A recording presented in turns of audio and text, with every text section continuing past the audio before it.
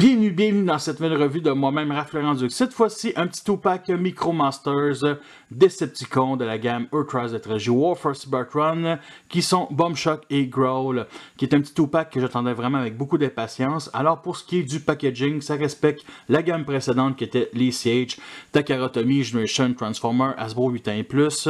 Et justement, il y a des astres cosmiques ici en tant qu'artwork à la base.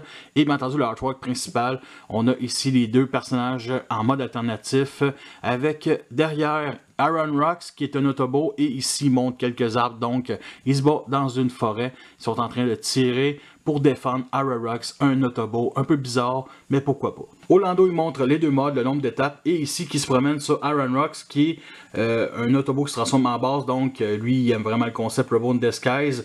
Fait que lui, Aaron Rocks, quand il y a des déceptions dessus, il se transforme pour mieux, les prendre par surprise. Alors, c'est indiqué aussi Transformer mode DI, c'est complètement nouveau pour les Chug.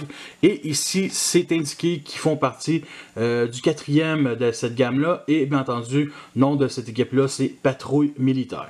La notice ici avec justement des statistiques en cybertronien, justement le nombre d'étapes et le landau pour mettre en mode flingue qui n'a pas de nom malheureusement comparé au Siege. Alors j'aime beaucoup ce petit two-pack là. À la base dans le jeu c'était des 4-packs avec deux autres véhicules militaires. Là on a décidé de tout simplement donner des two-packs tout simplement. Alors j'ai une préférence pour le mode alternatif de Growl ici. Par contre c'est le premier tank Decepticon qu'on a dans les Micromasters modernes, on va dire ça de même. En comparaison avec les autres Micromasters sous le thème militaire, à la gauche ici, ce sont tout simplement deux Autobots, une batterie en missile antiaérienne et ici une artillerie mobile. Et bien entendu, à la droite, Rocket et Power Punch qui ont tous les quatre sortis justement dans la gamme Siege. Fait que lui, c'est le premier Combiner. Fait que... Avant de vous les présenter individuellement, je montre toujours le mode arme. Alors, on vient ici lever le canon. On déploie ici tout le devant. Bien entendu, ça se déclipse tout seul, mais il faut que ça reste ensemble. Maintenant, on pivote ici comme ça. Et on fait juste le mettre ici comme ça sous le dessus. Et on pivote ici justement la tourelle. Pour Growl, on vient déplier ici toute l'arrière comme ça. On pivote le canon 180 degrés.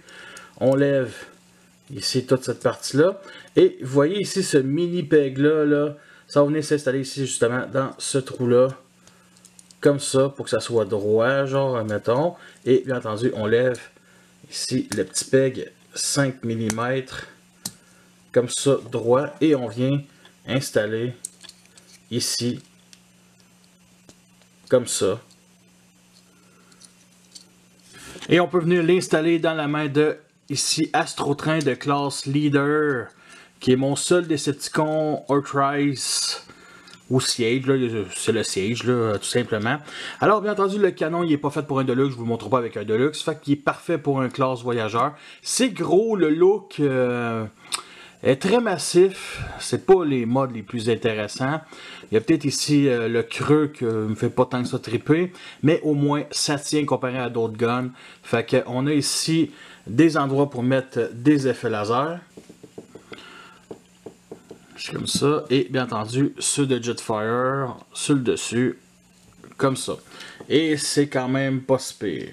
Je vais commencer par mon préféré des deux, Growl, qui est clairement une belle Jeep de sport américaine, qui rappelle beaucoup le mode alternatif de Swindle. Et justement, c'est un FMC XR 311 et c'est awesome. Alors les détails, on n'a pas grand chose, mais on a quelque chose de très acceptable. Du silver c'est pour le pare-choc qu'on trouve sur tout le canon. Et bien entendu de la peinture noire ici sur les vitres, à l'arrière aussi. Justement les roues c'est noir mais c'est pas de la peinture. Le canon pivote bien entendu. On a des trous 5 mm ici pour mettre des effets laser. Surtout pour son canon en mode robot là. Mais bon on peut en installer ici et bien entendu sur le bout. Comme ça, fait que c'est awesome. Pour la transformation, on vient ici déplier les jambes, comme ça. On déclipse les bras qui sont accrochés justement dans ces trous-là des cuisses, comme ça.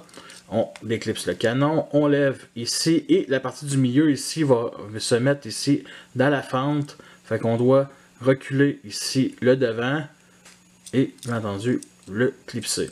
Fait qu'on sépare les jambes en deux et ici la tête. Alors j'ai pas d'ongles, fait que je prends ici un petit couteau comme ça et bien entendu l'arme, on peut l'installer peu importe le côté. Je préfère le côté inversé de Megatron là, tant qu'à moi. Megatron c'est le seul qui a un canon sur ce bras là, tant qu'à moi. J'aime beaucoup le silver ici sur les abdos, la fourche, le seul symbole de Decepticon avec la figurine. Ici sur les avant-bras, par contre sur le torse, le reste du torse, ça va être de couleur silver tant qu'à moi. Le gris plastoc pour les cuisses, ça je comprends. Mais ici sur le torse, ça a été mieux tant qu'à moi. Ou une autre couleur genre noir, ou peut-être même orange. Bref. Justement, la tronche, je le checkais puis j'étais comme, c'est qui? Il me rappelle quelqu'un. Un personnage genre éloigné, pas nécessairement de G1. Et c'est là que je me suis rendu compte que sa tête me rappelle beaucoup l'Insecticon dans Transformer Prime. Carrément. C'est clairement cette tête-là. Le rouge que vous voyez sur la tête, justement, c'est de la peinture. La tête est aussi peinturée noire avec un peu de silver. Elle est quand même magnifique. J'aime beaucoup cette tête-là. Sinon, à part de ça, pour les articulations, la tête pivote pas. Ses côtés, mais bien à l'arrière, mais c'est de la transformation. Bas-joint ici, justement. Comme ça. Ici. Il y a ça aussi que j'aime vraiment pas beaucoup. Sinon, bas-joint ici, justement, pour les jambes. Comme ça. À l'arrière, ça pogne dans le backpack, à l'avant, au genou, mais bon, ça c'est dû à la transformation. La figurine n'est pas stable en mode robot, ok? Surtout à cause de ça, ici, le devant du véhicule qui est mis sur un angle. C'est le backpack qui est quand même correct. Il manque vraiment des talons ici, comme on a habituellement dans les autres Micromasters. Fait que non, de la part d'Hasbro, ça c'est vraiment paresseux. On continue avec Bomb Shot qui est un Léopard 2. Alors le silver ici pour les chenilles. J'aurais pas détesté que le canon soit de même aussi. Sinon le vert fait quand même plus Autobot que Decepticon. En parlant de Decepticon, le seul symbole ici qui est la plaque qui va se mettre sur le torse en mode robot. Justement le canon on peut le lever comme ça. Et la tourelle pivote. Par contre j'ai un peu un problème ici. Ça pogne justement. Je sais pas pourquoi, mais bon, il y a un petit blocage, comme ça casserait à l'intérieur, mais non, c'est juste ça. Fait que ça se pivote 60 degrés, comme ceci. Bien entendu, on peut mettre ici un effet laser au bout de ce canon-là.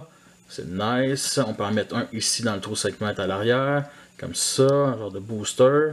Ce qui est surprenant, c'est qu'il n'y a aucune roue. Par contre, quand on frotte, ici, justement, sur une surface plate, c'est vraiment, il me donne une illusion qu'il y a des roues. Puis finalement, il n'y en a pas, il y avait de la place pour en mettre ici à l'avant. Et on a ici à l'arrière des genres de fausses roues qui sont arrêtées les épaules. Et honnêtement, c'est bien pensé. Pour la transformation, on vient ici déplier l'avant, comme ça. On pivote la tourelle. On déclipse ici l'arrière et on rabaisse. Tout simplement, on sépare les jambes en deux qui étaient déjà faites tout seul. Et bien entendu, on rabaisse ici l'arrière comme ça. Alors le look rappelle beaucoup Browse G1. J'adore le bleu métallique ici sur la tête ainsi que sur les abdos. J'aime beaucoup ici la plaquette du torse qu'on peut rabaisser. Justement, il montre d'autres détails. C'est que c'est quand même assez plaisant. Genre j'imagine de même il se bat pas puis de même il se bat, pourquoi pas, genre de battle mode. Justement j'aime pas les parties creuses ici du canon, pas grand chose à dire. Alors pour ce qui est des articulations, la tête pivote ici comme ça. Justement grâce à la plaque torso on peut pas lever ici les bras, fait que c'est nice, c'est une bonne idée. Alors, bas-joint, c'est comme ça, à l'avant, à l'arrière, comme ça vers l'extérieur. Bien entendu, bas-joint ici, ou justement aussi pour les jambes, mais il y a un pivot, comme ça, fait que vers l'avant, le côté, comme ça, à l'arrière, ça pogne dans le backpack. Sinon, pour de ça, articulation au genou, mais c'est de la transformation. Et bien entendu, lui, au moins, il y a des talons. Ce qui lui offre une excellente stabilité. En comparaison avec les autres Micromasters que je vous ai montré plus tôt, nous sommes rendus à la fin de cette revue. J'espère que vous l'appréciez, vous avez les pots et les comptes. Alors je vous recommande ce set-là, il en vaut vraiment la peine. Bien entendu, les Micromasters, c'est pas ça qui intéresse tout le monde. Mais honnêtement, si vous avez des métros titans comme Triptychon ou dans cette gamme-là, Scorponok, je pense que ça vaut vraiment la peine d'en avoir pour garnir de MicroMaster ces villes-là. Alors justement, je l'ai pogné 10$ à peu près avec les taxes.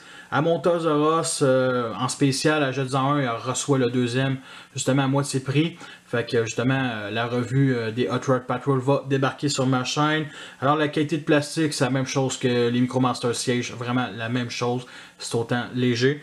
Et justement, comme d'habitude, mes galeries photos sur Facebook, le lien va être en dessous en description. Fait que vous voulez tous m'accrocher, vous savez déjà tous quoi faire. Fait que merci à tous d'avoir écouté cette revue-là. Fait que sur ça, je vous laisse et à la prochaine.